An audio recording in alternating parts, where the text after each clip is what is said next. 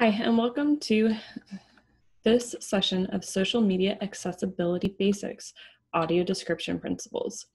This recording has been created by myself, Lane Amaro, Trina Huntsman, and Angela Fairbanks as a collaborative effort for the ADA 30 Idaho virtual campaign celebrating 30 years of the ADA through independence and accessibility.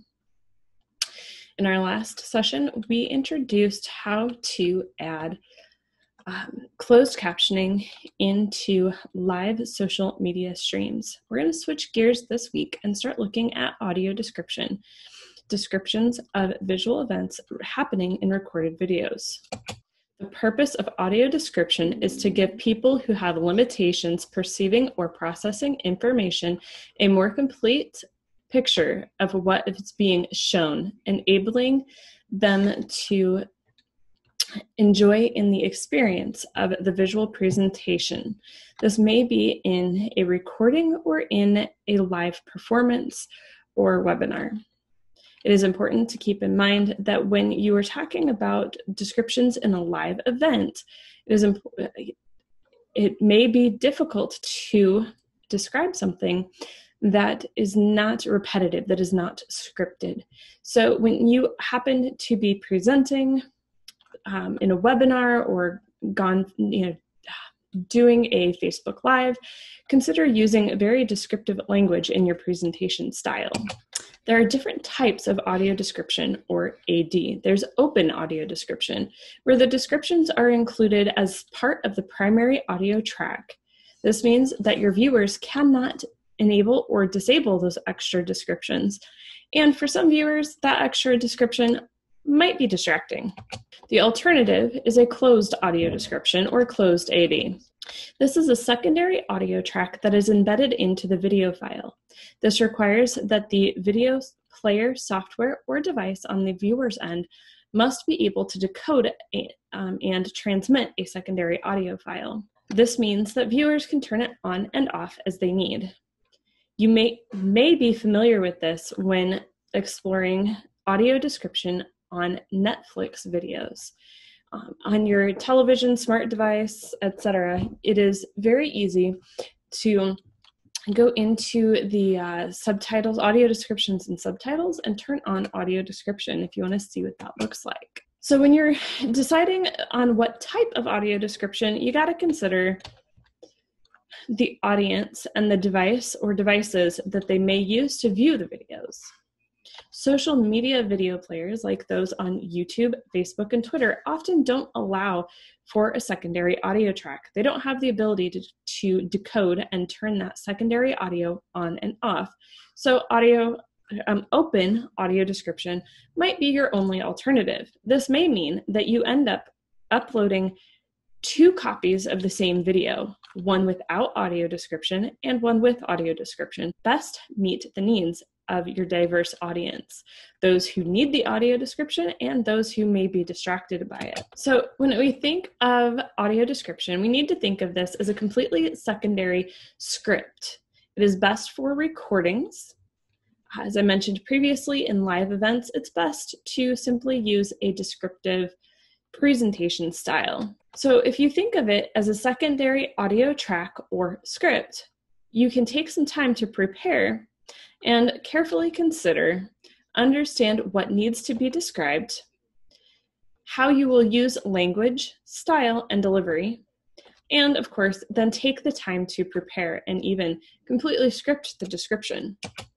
It's important to consider what to describe. Your priorities in what you describe are going to vary. Most frequently, this variation is dependent upon the amount of time or quiet time in the video that you have available to include your descriptions. You want to describe who is on screen, character identification, who is speaking, speaker identification, and as well as describing the set, including location of entrances and exits, the color, texture, etc. of furniture.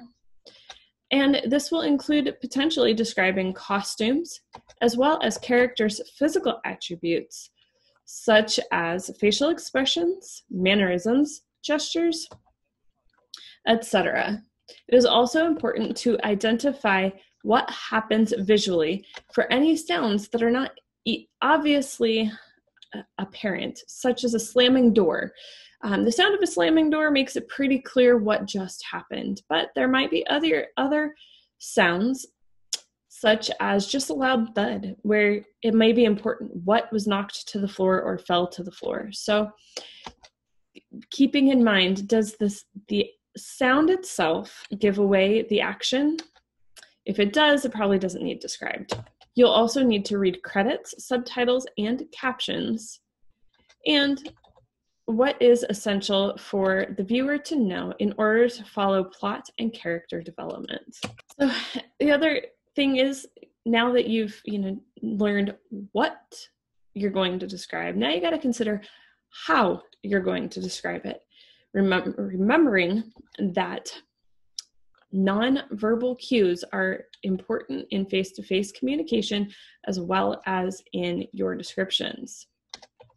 So as you're considering how to write your script and how you will present what is scripted, remember to use plain language and write clearly and concisely. Carefully consider your style and delivery. When we consider your language considerations and the words that you will use in the script, again, use plain language, write clearly and concisely, and be descriptive and accurate. Make sure that you use complete sentences unless you're doing something like character identification. Match your vocabulary for the description as closely as possible to the vocabulary used in the dialogue or primary audio track. Avoid technical terms unless absolutely impossible to avoid them. And do your best to avoid the phrase, "we see." Be aware of and cautious when using gender pronouns, as they can be misleading. Also, be sure to consider what is real and what could be misleading. And be very cautious of using ethnic terms. You definitely want to use them when they're relevant, but you don't want to censor them. Make sure that you consider the use of any terms that you are using to describe ethnicity as well. Ensure that you are remaining professional and not using any derogatory terms. When you're considering your style and delivery, now that you have the words down and the script done, you want to make sure that you're describing without interpretation, you're matching your tone, pace, and style to the action, that you're sounding confident and authoritative while being considerate of the mood of the scene, and of course, be aware of your microphone etiquette. You don't want to bump your microphone or suddenly start speaking louder or more quietly, unless, of course, the mood requires it. Make sure that you're describing in present tense and at the same time, action is unfolding.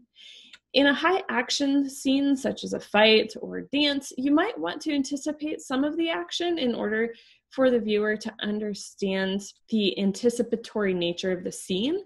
But of course, take that into careful consideration. There are two big no-nos.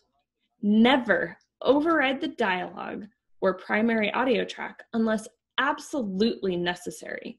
If it is absolutely necessary, do your best to choose the least important primary dialogue to override. And don't worry about necessarily filling every silence. Sometimes the background sounds need to come through in order for the viewer to gain the full experience. Make sure that you prepare. Take plenty of time to watch the recording, read the primary script, read the audio description script, and observe carefully and closely so that you can convey as much as possible to the experience. And of course, practice, practice, practice. 2 additional reminders, and I pulled these directly from the American Council for the Blind Audio Description Project guidelines. Make sure that your descriptions never confuse, mislead, or distract from the sound tracked or dialogue. And make sure that you disappear. A good description directs attention to the presentation, not to itself or to you as the describer. Thank you for joining me for this audio description principles session of the Social Media Accessibility Basics series. We're thrilled that you're going to join us in being accessibility pioneers on your social media. If you're interested, please join us for our accessibility coffee break specific to audio description principles, where we will have an open discussion regarding these principles. You can register at the link provided in the description.